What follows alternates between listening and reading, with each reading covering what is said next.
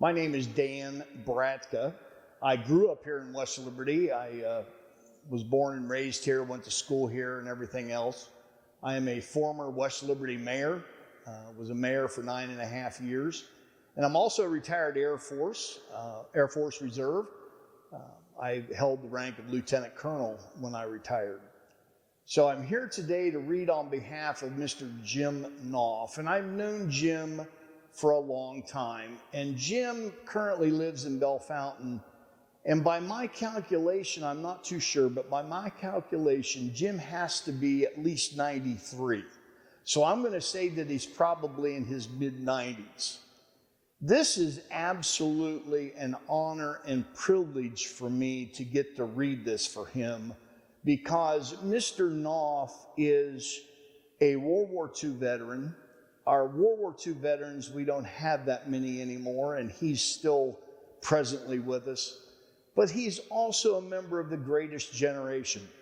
We've heard that termed a lot, and I'm going to tell you, if there's somebody that epitomizes the greatest generation, it's Mr. Jim Knoff.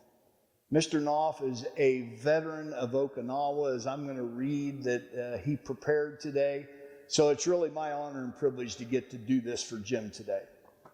Jim Knoff served in the famed 96th Infantry, the Deadeyes, acclaimed for their marksmanship skills during World War II. The division was awarded the Presidential Unit Citation for their service on Okinawa. Jim earned 2 Purple Hearts during the 83-day-long Battle of Okinawa, during which Americans suffered over 49,000 casualties, including 12,520 killed.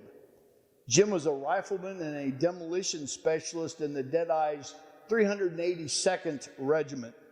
He was first wounded when he was extracting 3 soldiers behind a smoke screen when a mortar shell landed near him, damaging his leg with shrapnel. After a few days recuperating, he was back in the fight. That's Jim. On May 11, 1945, his unit was forced to make a withdrawal. Pinned down by enemy fire, a friendly fire phosphorus shell intended to lay down a smoke screen for the retreat landed directly in his foxhole. Now, I want to interject here. I am familiar with phosphorus grenades.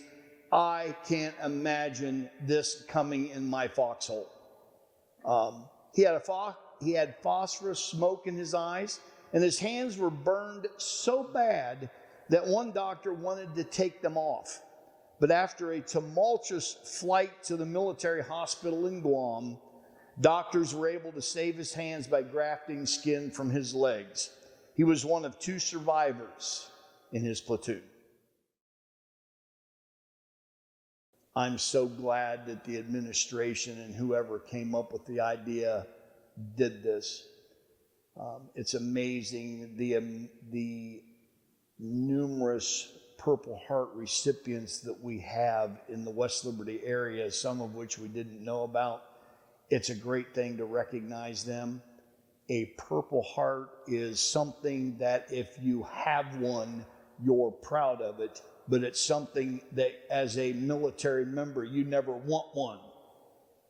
And to recognize these people that have them is just a wonderful thing that the town's doing.